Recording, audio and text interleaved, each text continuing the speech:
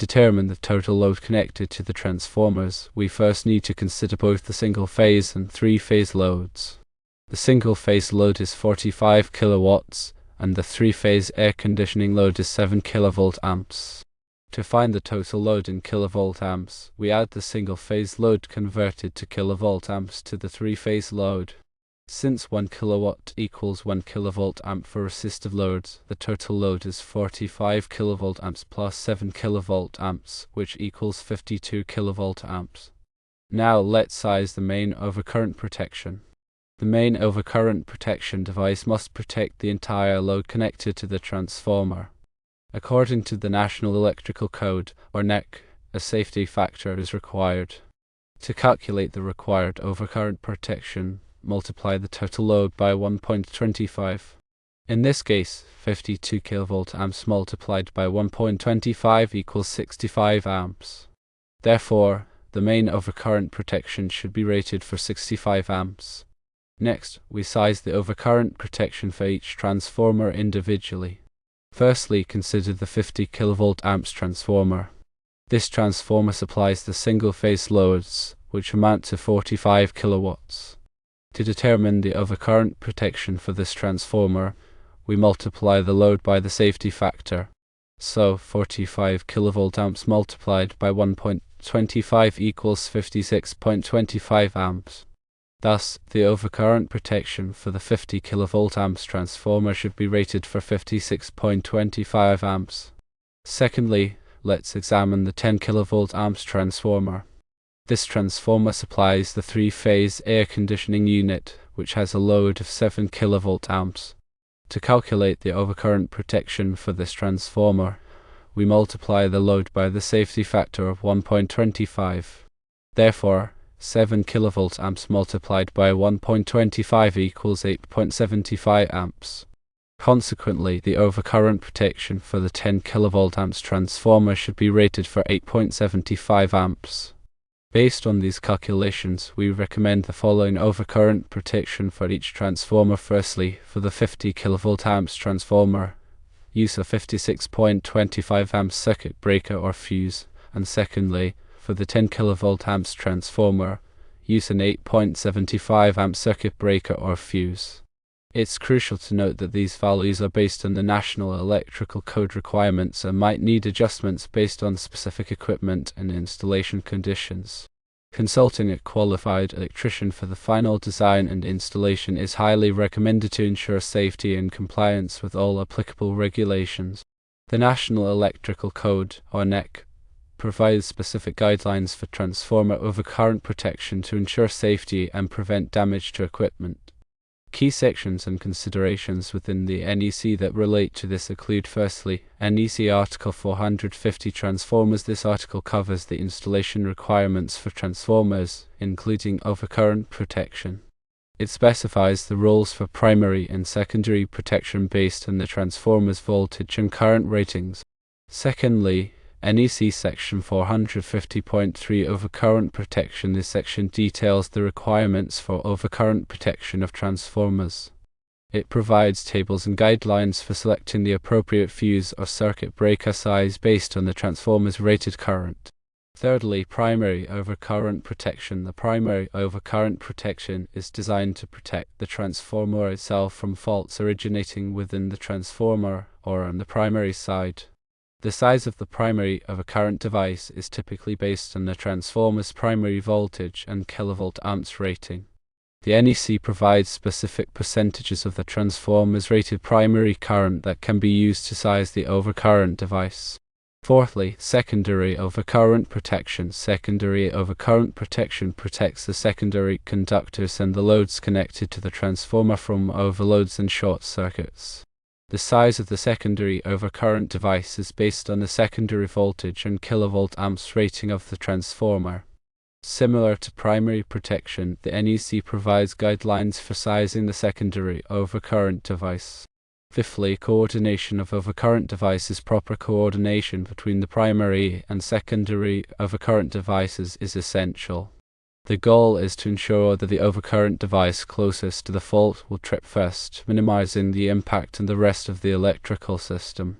This coordination helps prevent unnecessary outages and equipment damage.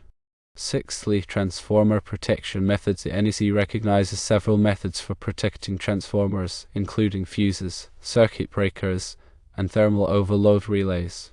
Each method has its advantages and disadvantages, and the choice depends on the specific application and the level of protection required. Seventhly, specific considerations for different transformer types. The NEC provides additional requirements for specific types of transformers, such as autotransformers, control transformers, and instrument transformers. These requirements address the unique characteristics of each type of transformer and ensure that they are protected appropriately. Eighthly, grounding. Grounding is a critical aspect of transformer installations. Proper grounding helps to minimize the risk of electric shock and provides a path for fault current to flow, allowing overcurrent devices to trip and clear the fault. Ninthly, documentation and labeling. The NEC requires that transformers be properly labeled with their voltage, kilovolt amps rating, and other relevant information. Additionally, the overcurrent protection devices must be clearly labeled to indicate their purpose and rating. Tenthly, regular inspections and maintenance. Regular inspections and maintenance are essential to ensure that transformers and their overcurrent protection systems are functioning properly. Inspections should include checking for signs of damage, overheating, and corrosion, as well as verifying the proper operation of overcurrent devices. When calculating transformer overcurrent protection, several key factors must be considered to ensure both safety and compliance with electrical codes. These factors include firstly, transformer kilovolt amps rating. The kilovolt amps rating of the transformer is a fundamental parameter in determining the appropriate size of overcurrent protection. It represents the apparent power that the transformer can deliver. Secondly, primary voltage. The primary voltage of the transformer is the voltage on the input side. This voltage is used to calculate the primary current, which is essential for sizing the primary overcurrent protection device. Thirdly, secondary voltage.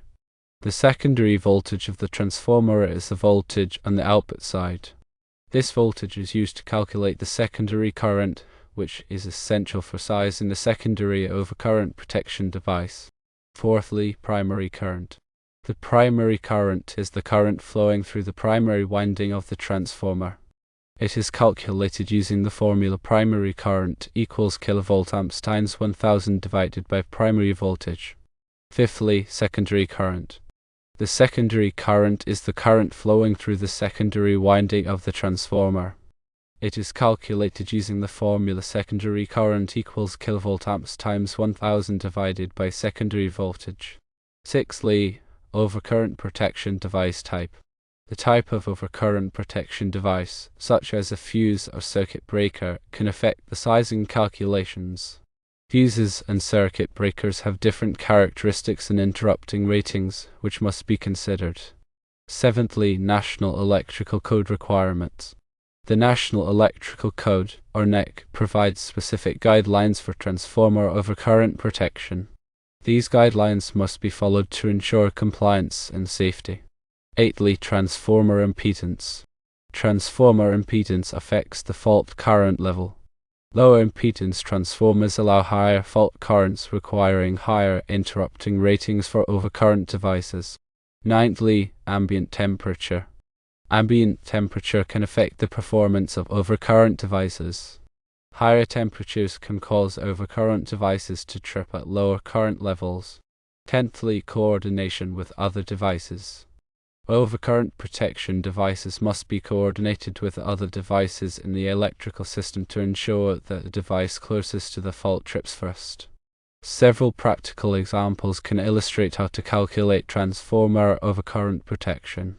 Example 1 involves a 50 kV amps transformer with a primary voltage of 480 volts and a secondary voltage of 208/120 volts. To calculate the primary current, use the formula primary current equals kilovolt amps times 1000 divided by primary voltage, which equals 50 kV amps times 1000 divided by 480 volts, resulting in approximately 104.17 amps. According to NEC Table 450.3. A. The primary overcurrent protection should not exceed 125% of the rated primary current for transformers with overcurrent protection on the primary side only. Therefore, the maximum primary overcurrent protection is 1.25 times 104.17 amps, which equals approximately 130.21 amps. A standard 125 amp circuit breaker or fuse would be suitable in this case. To calculate the secondary current, use the formula secondary current equals kilovolt amps times 1000 divided by secondary voltage. Assuming a three-phase connection, the secondary voltage is 208 volts, so the secondary current equals 50 kilovolt amps times 1000 divided by 208 volts times the square root of 3, which equals approximately 138.78 amps. According to NEC table 450.3. A. The secondary overcurrent protection should not exceed 125% of the rated secondary current for transformers with overcurrent protection on the secondary side only. Therefore, the maximum secondary overcurrent protection is 1.25 times 138.78 amps, which equals approximately 173.48 amps. A standard 175 amp circuit breaker or fuse would be suitable in this case. Example 2 involves a 75 kV amps transformer with a primary voltage of 4160 volts and the secondary voltage of 480/277 volts. To calculate the primary current, use the formula primary current equals kilovolt amps times 1000 divided by primary voltage, which equals 75 kilovolt amps times 1000 divided by 4160 volts, resulting in approximately 18.3 amps.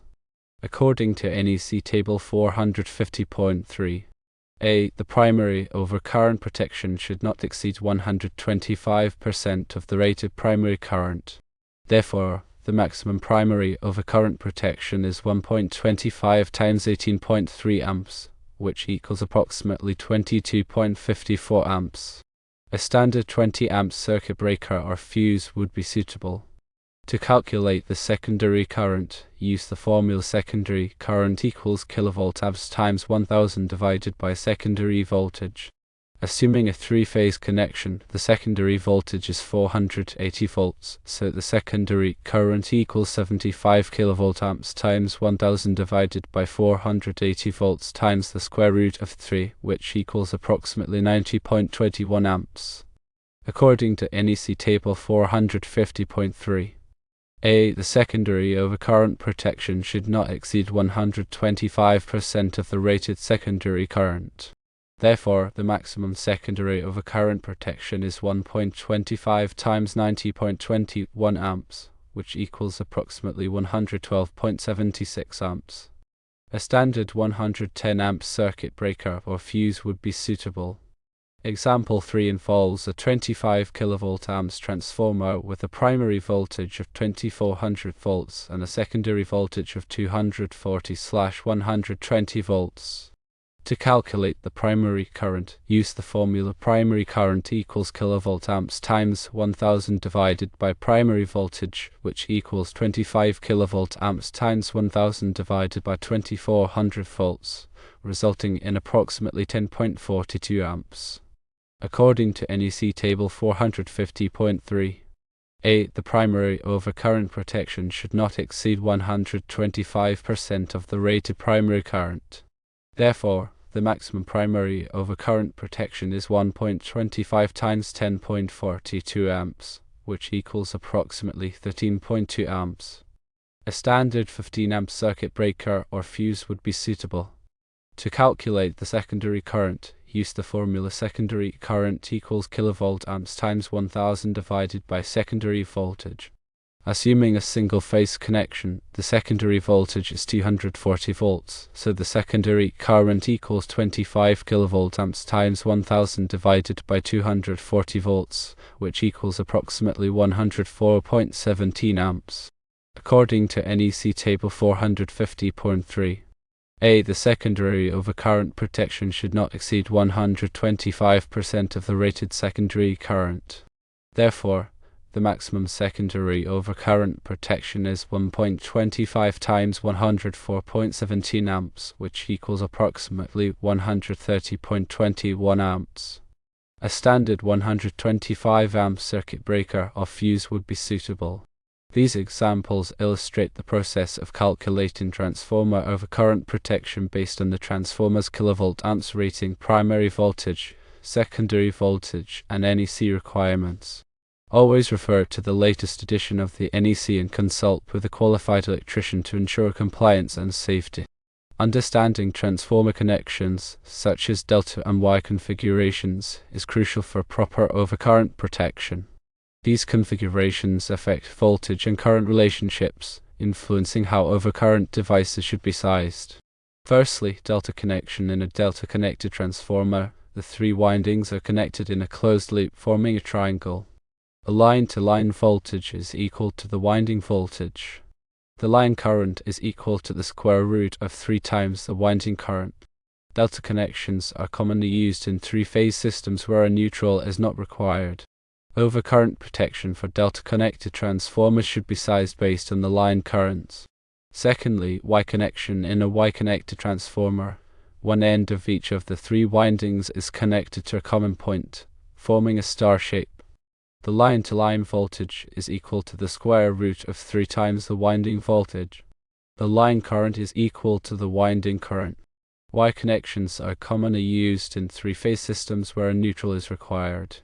The neutral point can be grounded to provide a stable reference for single-phase loads.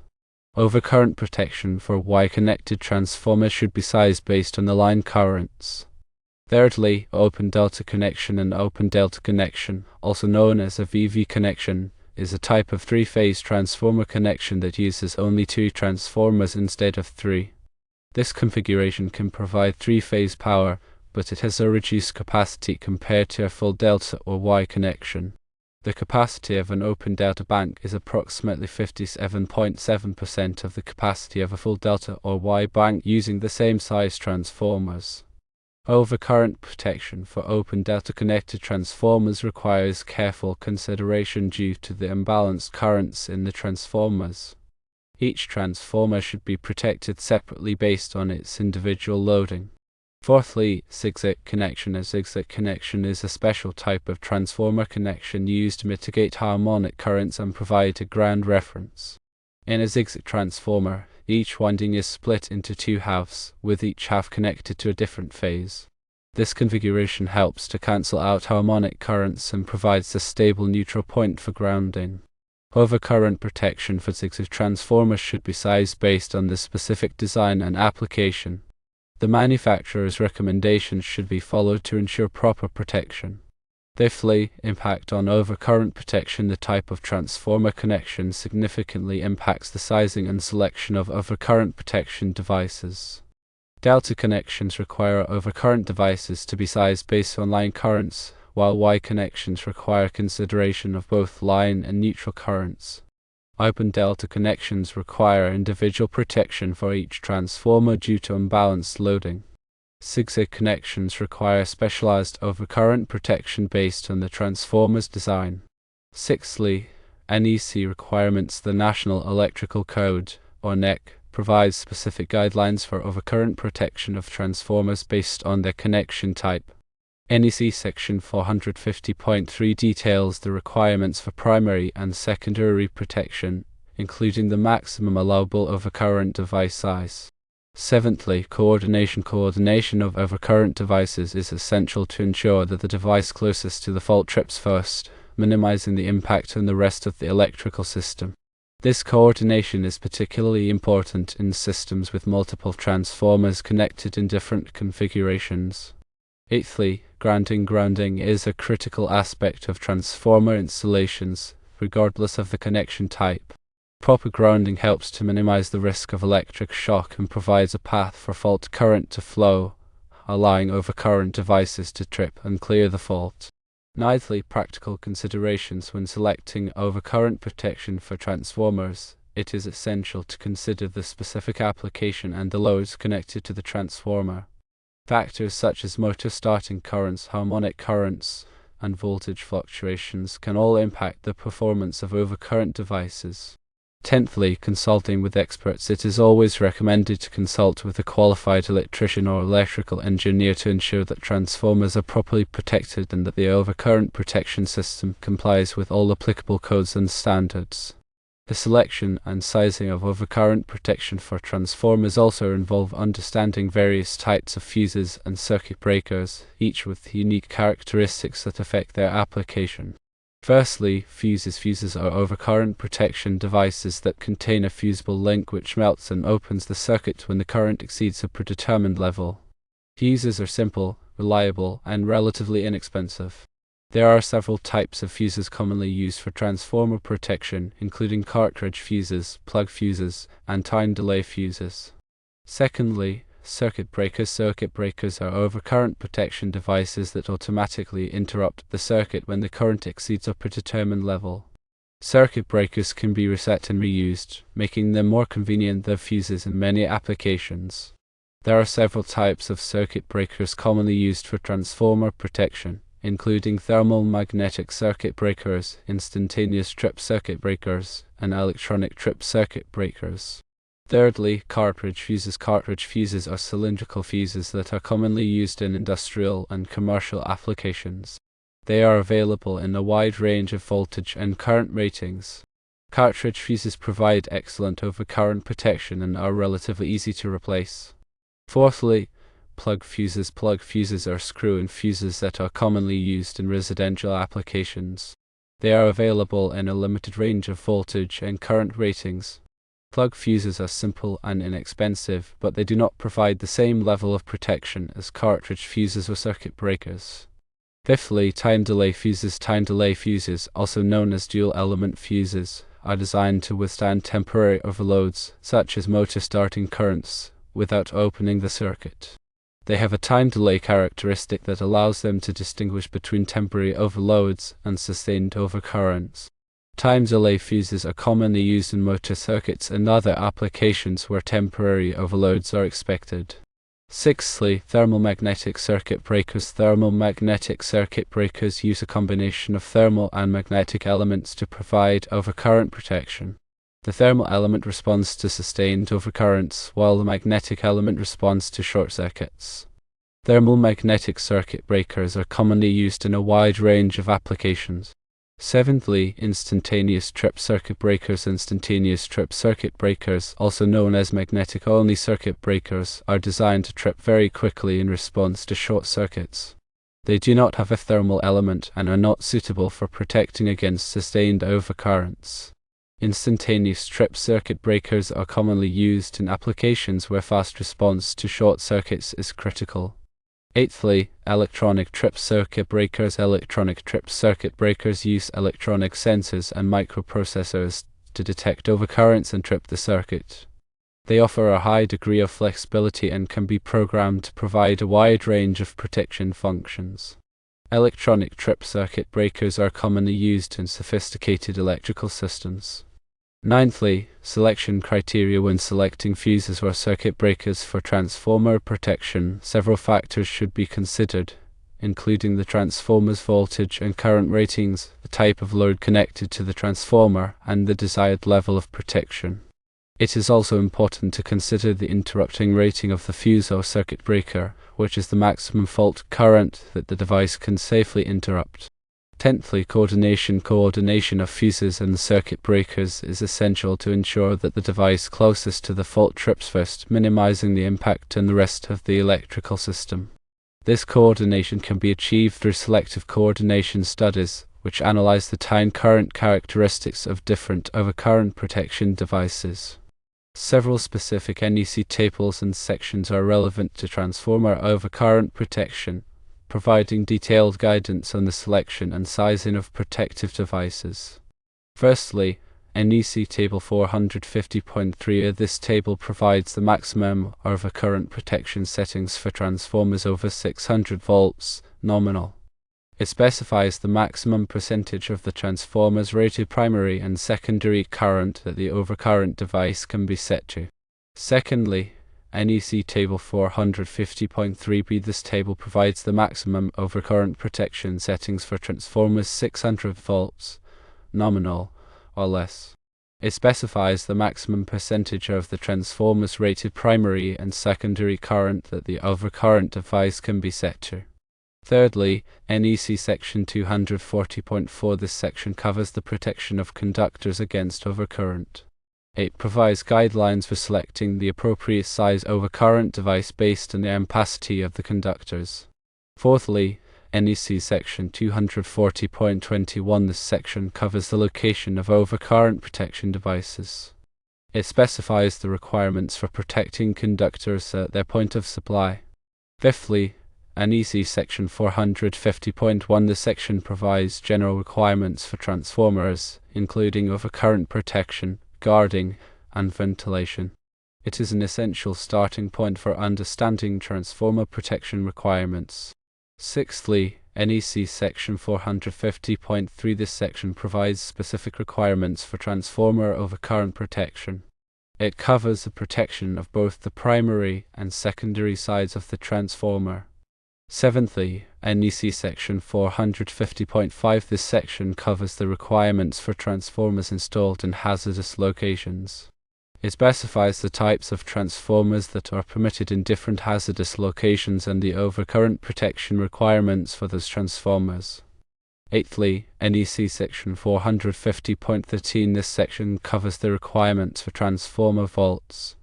It specifies the construction requirements for transformer vaults and the overcurrent protection requirements for transformers installed in vaults.